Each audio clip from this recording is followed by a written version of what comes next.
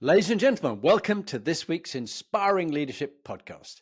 And I'm delighted to have Sam Smith. Sam is an entrepreneur and the founder, former CEO, and advisor of FinCap Group PLC. She's one of the first female CEOs of a stockbroking firm in the City of London. She's got lots of experience of leadership, and I've been reading her book. And her book is called The Secret Sauce, and Superscale Your Business and Empower Your Talent with Empathetic Leadership. And it's a really good read. I thoroughly enjoyed it. And my good friend, Eddie Edmondson, who is a co-founder of the business with her, said, if you want an inspiring leadership individual, get Sam Smith. So Sam, you are here on the recommendation of my good friend, Eddie Edmondson, from my days in the Scots Guards. Welcome. Thank you very much for having me. And thank you to Eddie for getting me on. Yeah, well, I mean, I'm honoured to have you here. You were doing a Mansion House speech recently with the Lord Mayor. And you've been having a very busy life with all the different places you're talking, and you're trying to get people to superscale these businesses. Tell us a bit about what you are doing now as far as superscaling and helping other businesses. Yeah, so in September last year, September 24, me and my co-founder Rosaline Blair, who is a trailblazing female founder who built AMS, founded AMS over many years, we decided to set up a business called the Superscalers alongside Ollie Barrett as well, who's sort of big in the startup scale-up space, who set up Startup Britain in the early days. So the three of us were mulling over, what can we do to really change the face of entrepreneurship for underrepresented founders? And that's not just female founders, that's anyone who feels the system wasn't built for them. Because certainly from Rosaline and my point of view, we both went to state school, and I think that, feeling outside because you weren't going to private school and you were not privately educated certainly made me feel on the outside, more so than being a female. So we're all very passionate about inclusion. How do we get more underrepresented founders to superscale? And we wanted to set up the Superscalers to do that. So what we're trying to do is it's a peer-to-peer community of underrepresented founders who've got to over $1 million revenue, who want to superscale, alongside a group of superscalers who've got to the 50 million and done it. And the idea is peer-to-peer, you learn from each other, and we're collapsing the time it takes for those founders to superscale.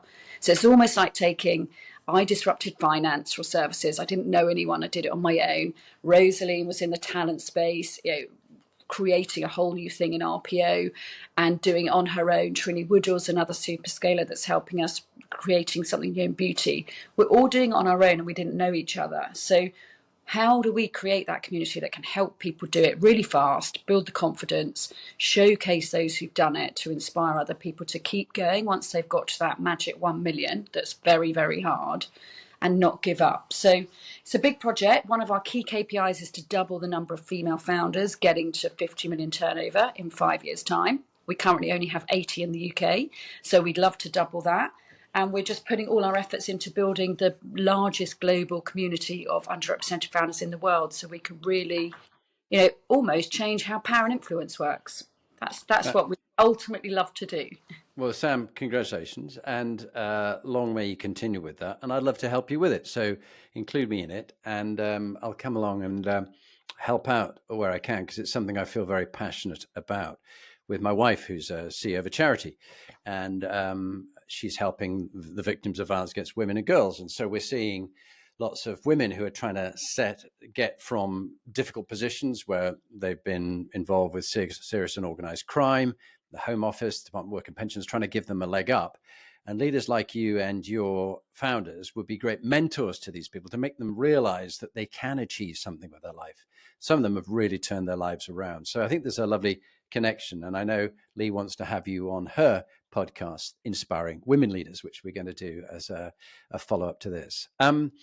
I think it's fascinating how you've got to do what you've done, broken through so many glass ceilings, achieved what you've achieved. How did it all begin? I'm always interested in people's origin stories, Sam. Who shaped you as you were growing up? Who was a role model to you? Who did you see and you thought, I'm not going to be like that? Tell me a bit about that.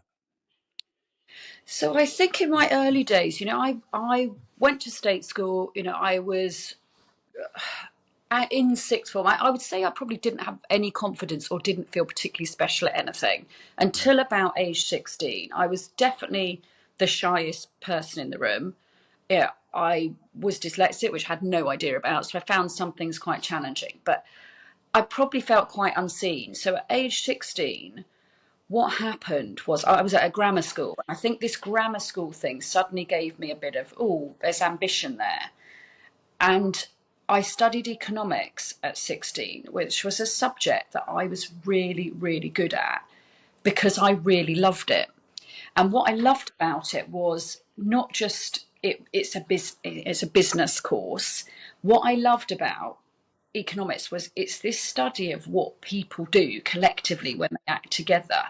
So why do these market forces work in this way? It's because people collectively move, and that's why prices go up or prices go down or interest rates move. And it's what people collectively do together when you change things.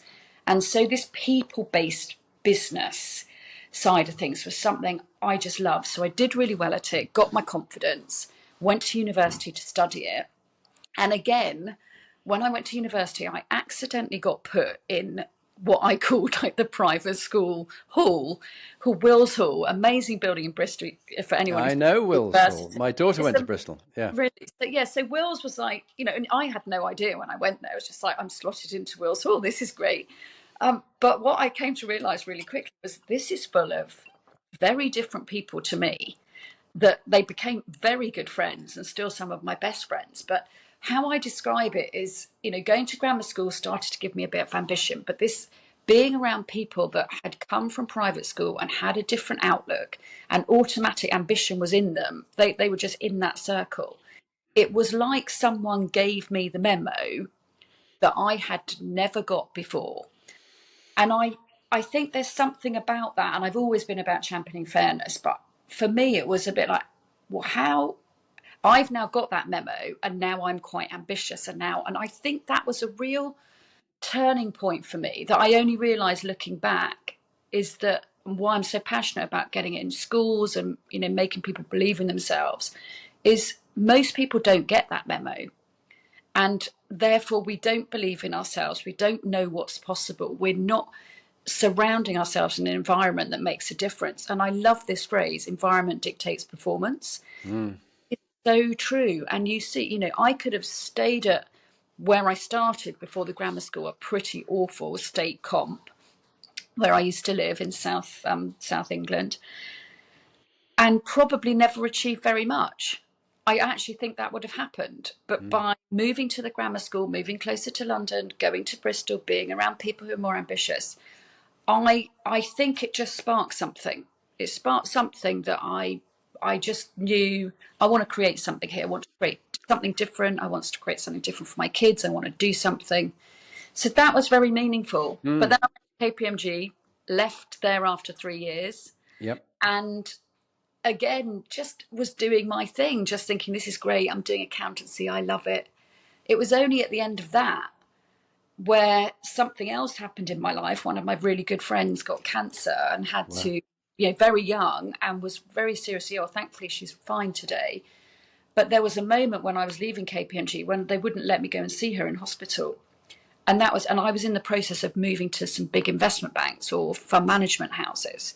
So again, it was this moment of going, stepping back. Do I want to do that? Do I want to work for a big firm? Or do I want to do my own thing? And I didn't have a clue I was entrepreneurial, but I just thought, I don't think I want that to happen to anyone else. I certainly don't want it to happen to me.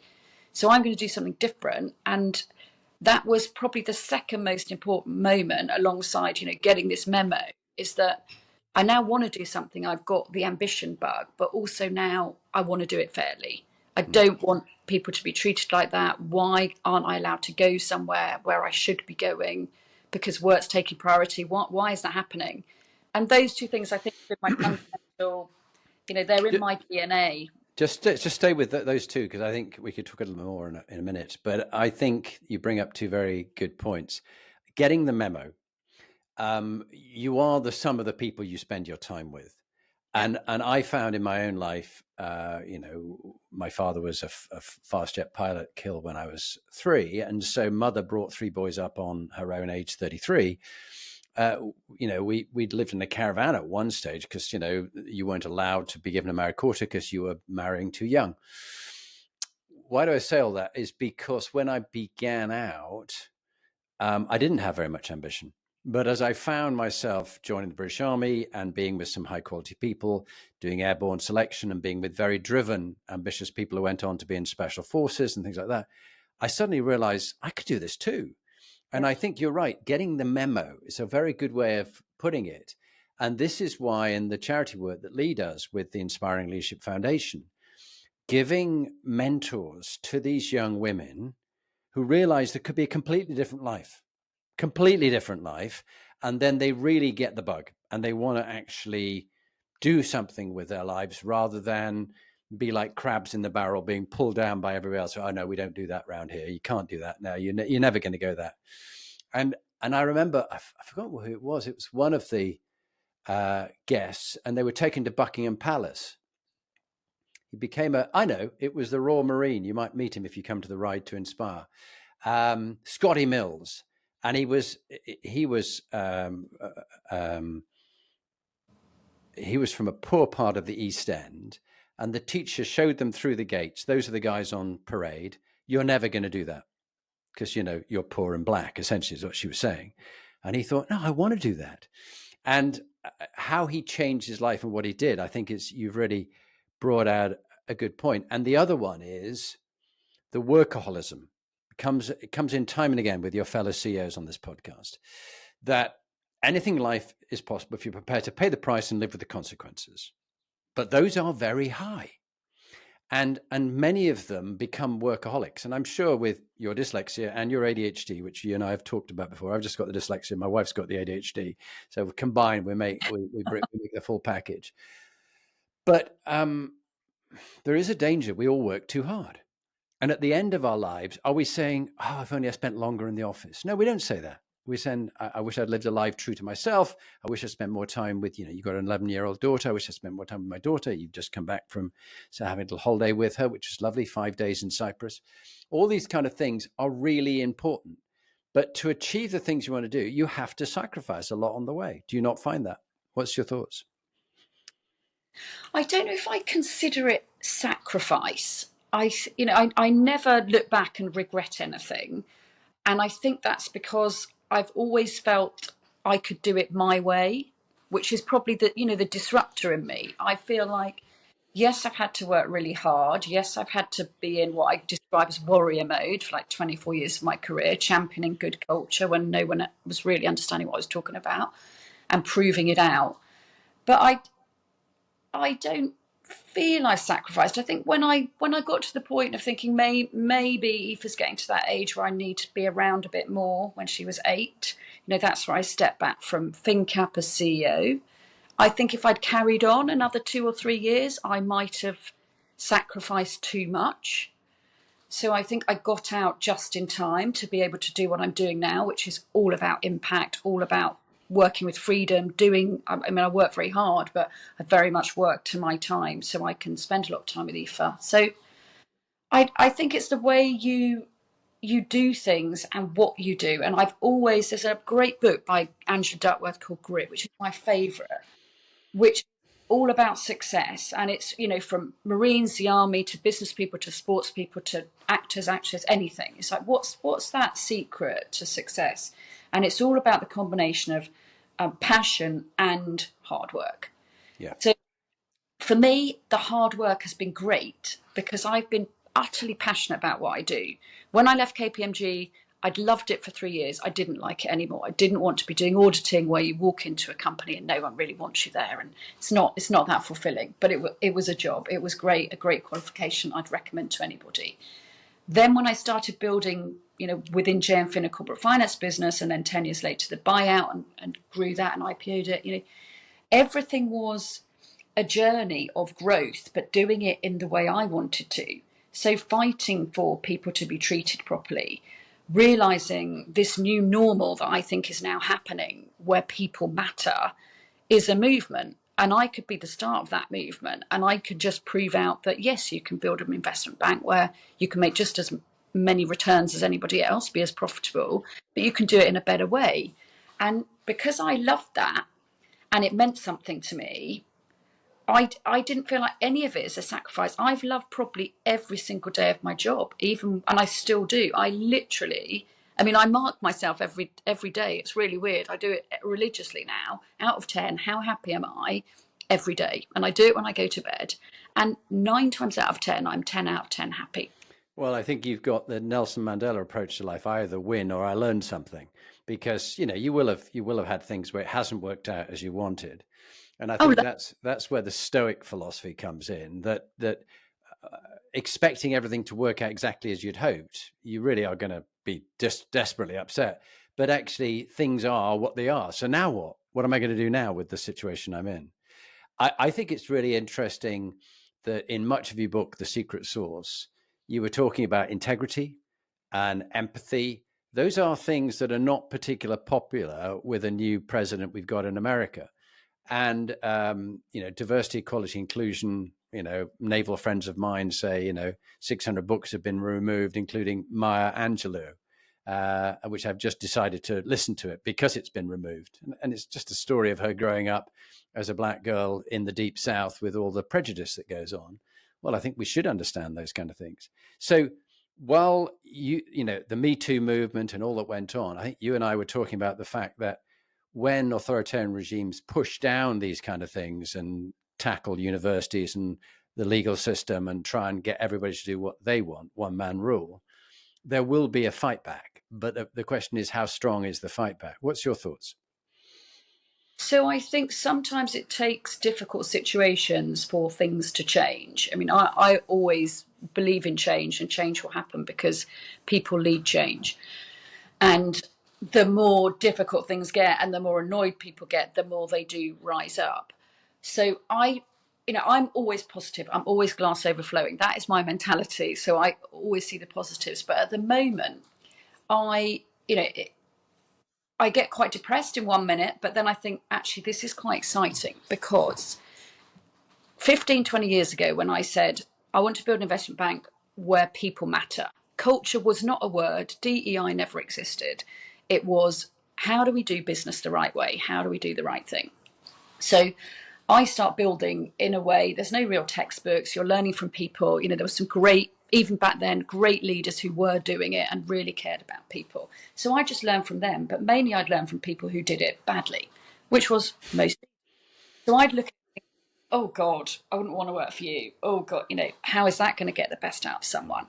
So I sort of had almost, I feel lucky that I could build a framework of what does doing the right thing look like when I'm starting from scratch. I don't have a playbook. There's nothing to learn from. There's no culture consultancies around. No one's doing this, and everyone thinks I'm mad. So all it was, the premise was doing the right thing, treat people well, value people, and then they become their best selves, they become productive, and they want to be on the journey. And we all share in that journey because we all own it. So I thought this is not rocket science. I don't understand why other people are doing it. But I believed in it so strongly, probably because from my background, thinking, well, everyone deserves a chance. Everyone could be great at something. I just got to give them the skills to be the best version of themselves. So that's all I cared about for 20 years. Yeah, And and just staying with that one, I think yeah, it's really good that you've been the champion of empathy and fairness, doing things with integrity. And also, the impression I get from reading your book is that you haven't been scared of having the courageous conversations, the difficult conversations where people, you may have to, I don't know, you may have had to fire people. This is often with the CEOs I'm with. They find this the most difficult bit. When they have to let people go, they let them go. It's even avoiding using the word. It's like my brother said to me, Jonathan, your brother David is dying. We're not going to lose him. It's not as if he's disappeared in the garden. He's going to die in the next 10 weeks and way before his time. And I think we tend to do this with many things in life. We get Americanized, and we use other words other than what really is going on. And you as a CEO have to fire people. You have to say, it's the end of the road for you. I want you to find your happiness elsewhere. We'll help you move. But you have to have those difficult conversations. And I think sometimes people avoid those issues because they want to be popular rather than respected. How do you handle the difficult conversations that you had to have when you had to fire people? They were going to lose their well, jobs. it's actually a chapter of the book on exits because it is really difficult. I mean, the first time I had to make people redundant, I kept walking into the loo, beforehand, crying. I had to go and get a coach because I don't know how I'm going to do this. We were a family when we built that business for the first family. But what he taught me, which it's always stayed with me, is you've got to think you're not getting rid of that person. You're protecting everybody else who's there. Hmm. So, people who aren't fitting, they know they're not fitting. It's not working for them. Your job is to keep everybody else, going and keep the business going. So it takes the personal out of it. And once I did that, you think there is a nice way to do this. So caring is really important. Anyone who just doesn't mind firing people, however many times they've done it, I think that's probably the time to leave. It always is horrible, but you can be very honest, you can be very open, you can help them find other work, you can speak to them afterwards, you can keep a relationship. I think treating everyone as an alumni is really important because you never know where those people go. But just trying to be as fair as possible and getting them to see that this is not personal. It's not about necessarily their ability or their skill set or them as a person. It's just about the fit, and they will find a better fit. And generally they do, and then they're happier. Yeah. So it's horrible, but it takes effort and it takes caring and it takes respect for that person. And you won't always get it right. It's always going to be somebody who hates you. Hmm. But I think if you care and you feel it, you can't go too wrong with that. But you are protecting the people that are still there. That is your job. Yeah. Yeah.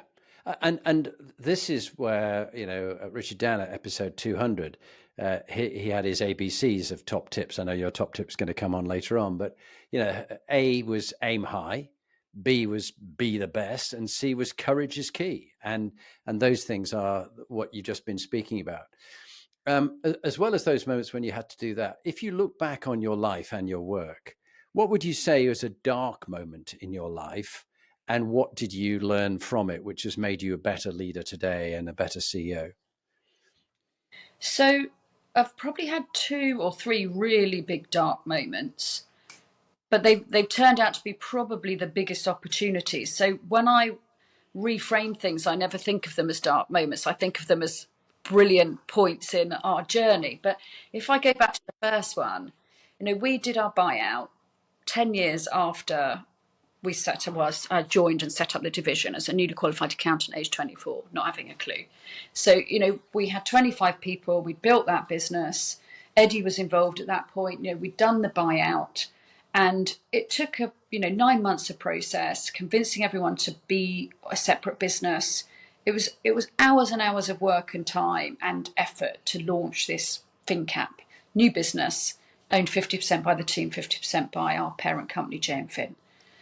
And we sort of got to this point of saying, we're so excited. We're going to launch something different. We're going to be the champion of SMEs. We're going to do it differently. We're going to care about our clients. I'd convinced everyone in this vision that it was going to be amazing. And I'd got them to put up, between them, quite a lot came from me and Eddie, but £500,000 between 25 people. It's a lot of money. People were borrowing money to come in. So they'd put up this money. And we were so excited. We got into the office the next day, everyone was working together. It was amazing. We were going to build something. It was like, we owned a part of this. It's great. But they had put up real money. 2 weeks later, 2 weeks, Northern Rock collapsed. Oh, wow. And ridiculously, a Northern Rock was opposite our building. So we could No. literally see the queue of people when there was a run on the bank. So it was like, oh my God, I've just done this check signing ceremony where I've asked and convinced everyone to come up with £500,000 to buy this business out. And we were thinking it was going to be hard. We were thinking it's going to take time, but we had a mission. And now the whole financial system is in crisis. So the Northern Rock collapsing, if you remember, was the start of the general financial crisis, then Lehman's, and the rest is sub history. But that was 2 weeks after I'd got everyone to write these checks. Oh, wow. So that was pretty stressful, because at this point I also thought being the CEO of this business was the same as running a division, like merrily going, this will be fine, it's the same. No, it isn't, because the buck stops with you. There's no one up here that you can blame. You're not a divisional head. where you're friends with everybody. You're on your own. So it was a bit of a, I was 33, never done it before, first female ever to be CEO of a bank, trying to learn from other people, thinking they're not doing it how I want to do it, and the market's going wrong.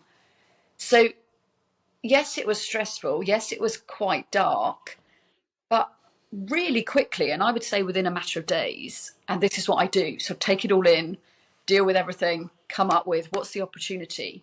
And that was our biggest opportunity probably in the whole story. There was another time something happened, but we then, all we did was we said, right, we double down, we know our vision, we'll hire some really good people, everyone's exiting, we remain committed to SMEs, we'll go for growth, we will pitch like mad, I will work round the clock to pitch every client I know, and we will just support them on this journey. They're probably not doing any deals for a while, but we will just make sure we're there and we're the trusted person. And when the market comes back, they will want to work for us. And that commitment to the cause and sort of showing your authenticity, that you really mean it. You're not a business that's, just doing things to make money. You're actually committed to SME. Meant we accelerated our business plan by 5 years, at Wow. least. Wow.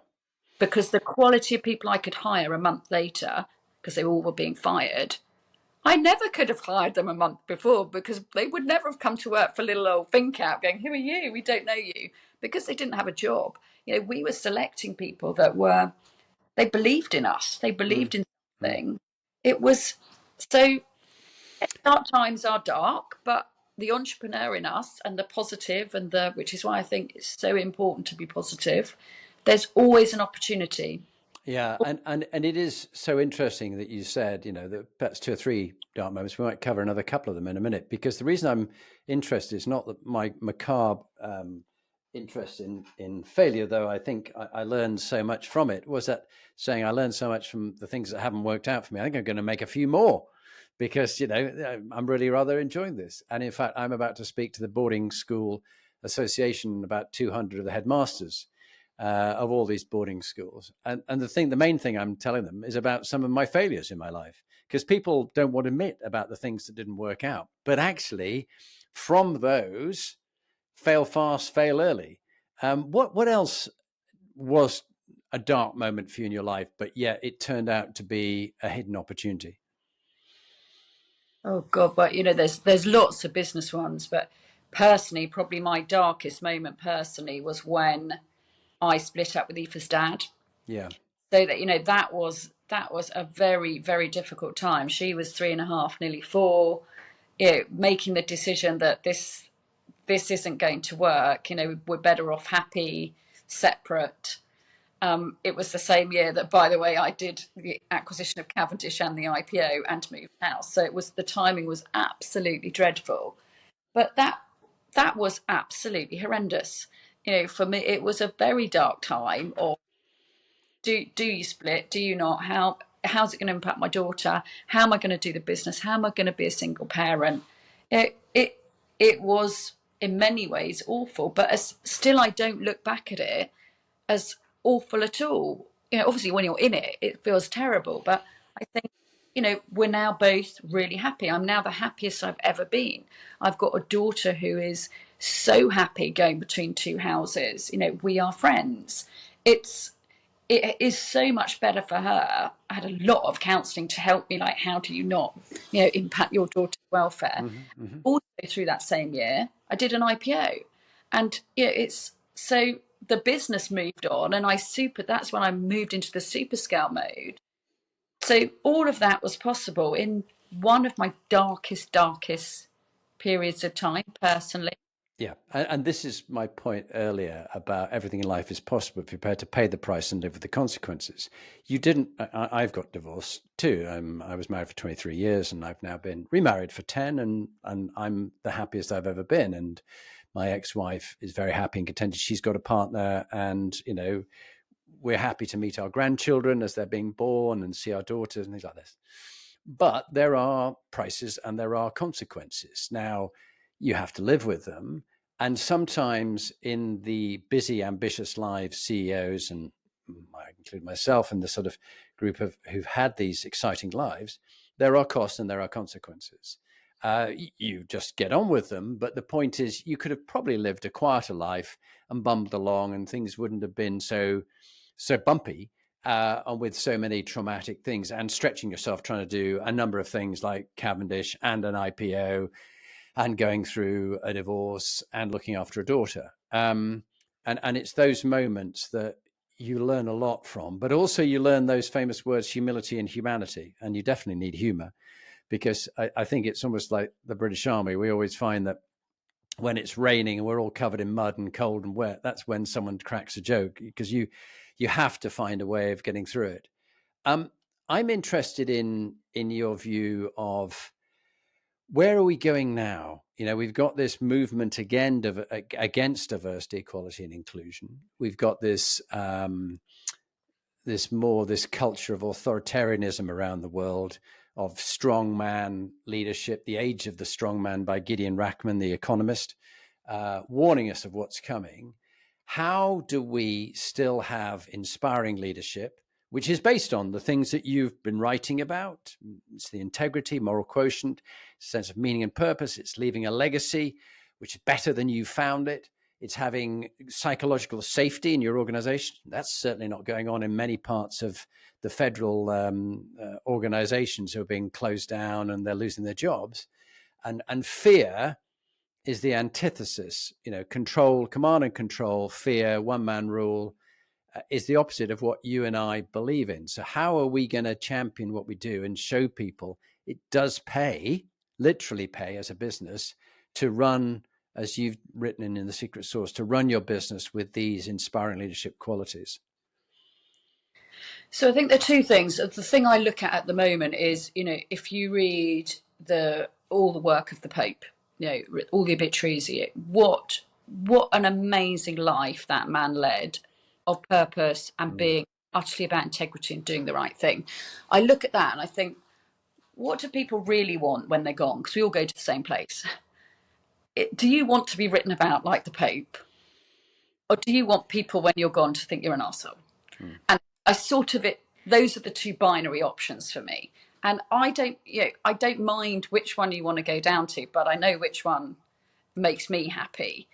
And I think, there are many more people in the world who do great things unsung in the background that will be remembered and are building great businesses, who are inspiring people, who are attracting talent, who are building a customer base who want to work with them.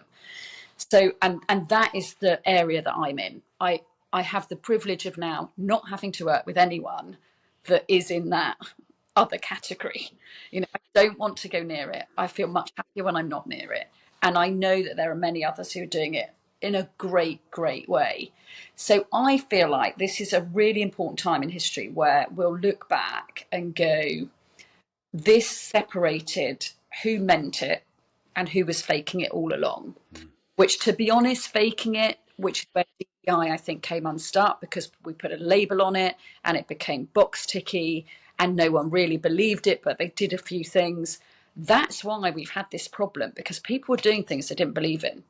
And this has given them every option to go, I'm opting out of this. I didn't like it. It was a waste of time. So how I describe it, do you remember COVID when that hit? And I was, obviously that was a very dark time, but again, used it as a big opportunity time. But I remember sitting in Dorset in COVID with all my screens, trying to run the business from afar, trying to get everyone trading and worrying about people's safety and God knows what, with daily coming on. And I go on long walks thinking, this is the point where people are going to care about culture. Finally, it's going to separate people who care from people who don't. And I mind map this whole thing about sustainability, the environment, the social impact part of business, what will drive impact. And for me, that was a turning point of businesses, when the empress, it's like the emperor's new clothes. When they're gone, you see what's underneath. And either companies did not look after their staff because they didn't know what to do, and that was their DNA really. Or you had companies which would major down on giving back, looking after people, and consumers and talent flocked to those businesses. It just did. So for me, this is another major moment like 2020 where we've been given all the option. If you want to opt out, you can. If you want to go with the zeitgeist of we hate DEI, we don't want to do these things, it's a meritocracy, which it clearly isn't. Yeah, that great, you do that. But I believe long term, and this might take a while, that people work for people. Customers buy from people.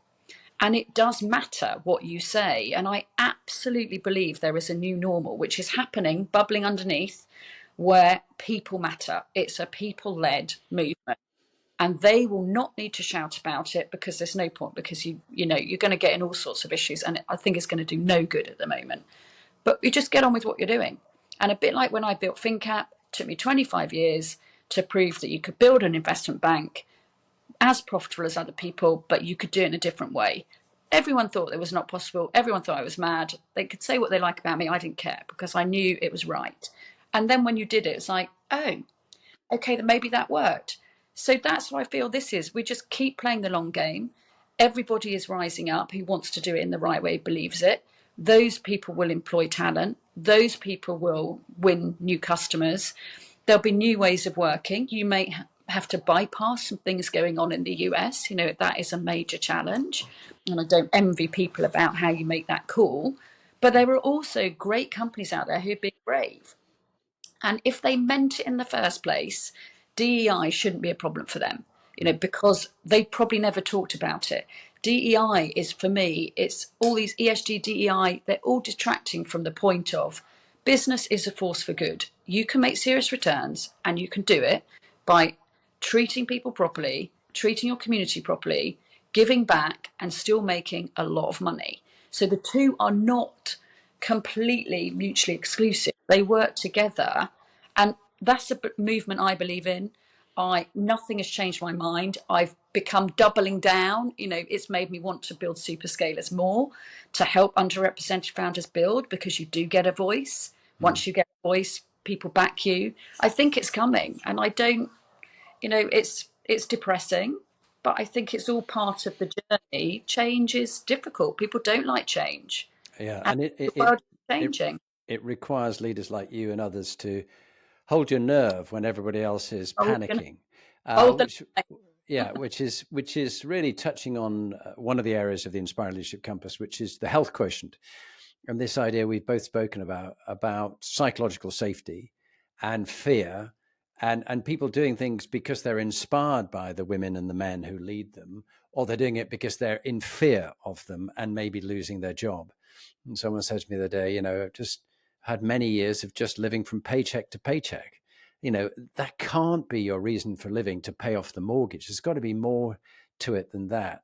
Well, looking at your own life, both the good times and the times when you're working way too long to look after it, what's your tip to people listening on health quotient, about your physical health and your mental health, and how you create a psychologically safe environment around you where people feel that you trust them and they trust you?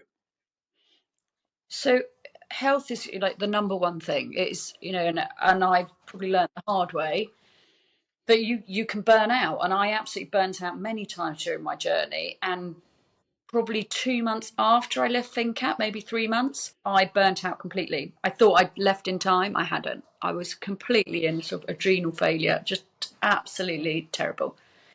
So there've been many points where I get like that. And I'm still working on how I balance it, because the entrepreneur in you, and wants to drive. But I think I've just become better at managing it, thinking it like an elite athlete, or when you're going for it, when you've got that IPO or that fundraising, or you've got some big picture to do, or you're in a difficult market like at the moment, and you've got to work out what's going on with tariffs and what am I going to do and which country do I move to. It's very intense. After those intense periods, you've got to have a break. So I think for me, it's about accepting you will never have a balanced life. You can't build a business and just have this lovely balance where it's all really easy and straightforward. I don't think work is like that if you're doing something you're passionate about. but you need to manage the peaks and troughs. So it's this discipline of, like the athlete, you do the race, you have a break, and that means for me utter switch off. And what are you doing now to keep fit, Sam? So sport is my go-to. I mean, it always has been that I love every single sport under the sun. I try every one. I play golf, I water ski, I ski. I will sometimes Do shoot. you cycle? I Do you fish. cycle? I cycle. Right. I love We've got you to on. play The right to tennis. inspire. We'll have you riding with us. Yeah, I play squash. I paddle. I miss my new thing. I love paddle. I love hiking and walking, getting outside, and basically anything. Fantastic. But that is because it's either that or food and cooking, which I'm also quite obsessed with. Completely get my brain out of work mode. Anything I'm stressed about. If I'm playing tennis, I'm 100% focused on what I'm doing. Any of those sports, you're 100% focused. And the same with cooking. If I'm cooking something, I'll be totally in that zone. And I find it almost impossible to switch off thinking about work because I love it. But So isn't that a byproduct, as I know from a number of my friends who have ADHD, of the ADHD, that you're all in, yes, and then you're all into the next thing, and therefore part of their issue when they've had complete burnouts is that they do get 100% committed to the particular thing they're on, and they'll be working on it until 2 or 3 in the morning. And just recognizing that in yourself and knowing that you need the recovery time. We had Anna Hemmings, who's an Olympian, very inspiring colleague of ours. And she was on one of the first podcasts, I think number 2 or 3. And she was saying that, she got a couple of medals. She was a kayaker. But then she was just so all in that she got chronic fatigue syndrome. She had a year in bed, just under the duvet. But she came back from that and she got a couple more medals, including a gold. But there is the danger that unless you do take the breaks you spoke about, Sam, that you will have the breakdown. You need to catch yourself early, yes. rather than too late, because But there's a you've lot of got rebuilding. but you can't be all in all the time. No. So my coach has been amazing at this. That's taught me to pick up the warning signs, because I've always taken the breaks, which is how I've been able to get through. But I've been getting better and better at recognizing the warning signs early. Yeah. So I know when I'm so all in, I've stopped buying food. My fridge is empty, and I'm suddenly eating a boiled egg for dinner, which I love, by the way, but because it's the only thing left.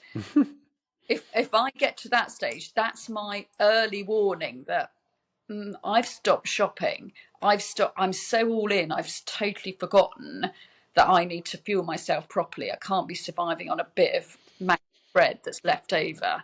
So, spotting those early warning signs, I think, is one of the best things that all in type people and entrepreneurs could do, because it is an art and you need help. You definitely do. Well, Sam, look, there's so much we could talk about, but we're now in the about to go into your introduction and top tip. But before we do that, any final message you'd like to share with people listening around the world about your book, The Secret Sauce, or your experience? A big message you'd like to give before we move on to your top tip? Okay, so I think my main message would be about there is a better way to lead. It does work. It is a people first way. And from my own experience, over 24 years, our only point of difference in building an investment bank in a market that was shrinking, when no one else was really able to do it, was culture, was putting people first. And by that, I just mean we valued people. It's as simple as that. We did the right thing and we valued people, which means they feel like they belong. And when you get that working well, which I call, it's all in empathetic leadership, how you treat people, but it's fundamentally value people and make sure they belong. When you lead like that, where people matter, your business will grow. You will attract people. There's no question. We proved it. We built a business over 24 years that went to over 50 million turnover by one single thing being different to anyone else, which was this culture. So I think it is the right way to lead. I think it's the only future way that is there, but it does take bravery. But I think it works. Yeah, well, look, congratulations on all you've achieved. And Sam, you and I know we'll stay in touch. particularly because I think you've got a couple of CEOs that you could recommend who would be good guests as your recommended guests.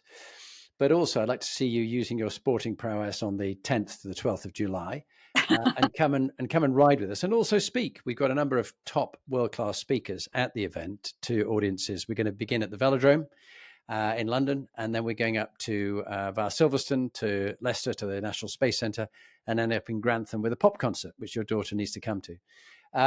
So we'll talk about that separately. But look, thank you.